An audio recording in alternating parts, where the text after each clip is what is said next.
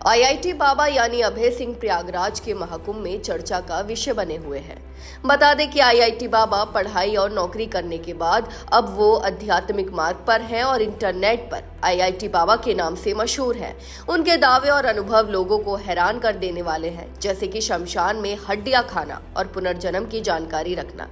जी हाँ, अभय सिंह ने आईआईटी से पढ़ाई की है और नौकरी भी की, लेकिन बाद में उन्होंने अध्यात्म का मार्ग चुन लिया। प्रयागराज के महाकुंभ में उनकी चर्चा हो रही है, जहां वो अपने विचारों और अनुभवों को साझा कर रहे हैं। एक संस्था से बात करते हुए उन्होंने बताया कि उन्होंने अपने जीवन में कई बदलाव किए, जिसमें उनका बाहरी रूप भी शामिल है। हाल ही में उन्होंने अपनी बड़ी हुई दाढ़ी को हटाकर क्लीन शेव लुक लिया है। उनके अनुसार वो बदलाव करते रहते हैं और ये महादेव की प्रेरणा से होता है।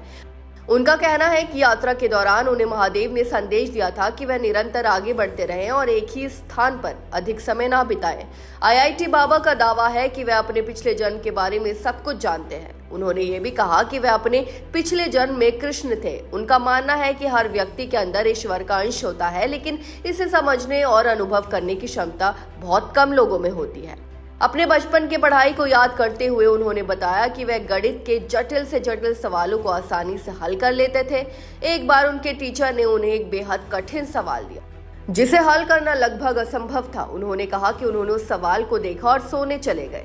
सोते समय उन्होंने सपने में उस सवाल का हल खोजा और अगली सुबह अपने टीचर को दिखाया, जिससे वो हैरान रह गए।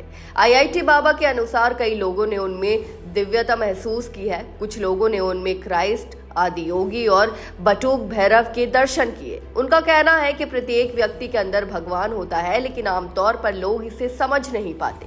उन्होंने बताया कि जब वो शमशान में साधना करने गए थे तो उन्होंने वहां अघोरी साधना की थी। इसी दौरान उन्होंने हड्डियां भी खाई थी। जब उनसे इसकी वजह पूछी गई तो उन्होंने बताया कि वे एक अघोरी बाबा से मिले थे, जिसके बाद उन्होंने इस साधना को अपनाया।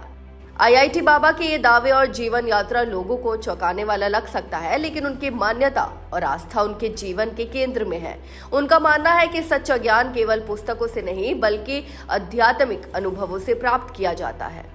वहीं बता दें कि भारत बनाम पाकिस्तान चैंपियन ट्रॉफी के बारे में भी आईआईटी बाबा ने कहा था कि मैं तुमको पहले से बोल रहा हूं, इस बार इंडिया नहीं जीतेगा। जो है विराट कोहली, सबको बोल दो कि आज जीत कर दिखाए। अब मैंने मना कर दिया है कि नहीं जीतेगा तो नहीं जीतेगा। अब क्या भगवान बड़े हैं या तुम बड़े हो? वीडियो ने कई फैंस का ध्यान खींचा। उनमें से कुछ ने आईआईटी बाबा की नकारात्मक भविष्यवाणी पर उनकी आलोचना की, जबकि काफी लोगों को इस बात पर उनसे उम्मीद भी थी।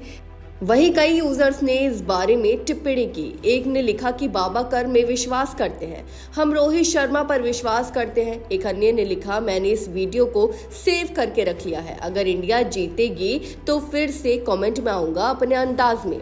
फिलहाल इंडिया जीत चुकी है और बाबा की भविष्यवाणी झूठी साबित हो गई है। अब देखना होगा कि बाबा के किए हुए दावों में कितनी सच्चाई है। फिलहाल इस खबर में बस इतना ही, और ऐसी ही तमाम खबरों को देखने के लिए देखते रहिए भारत एक्सप्रेस।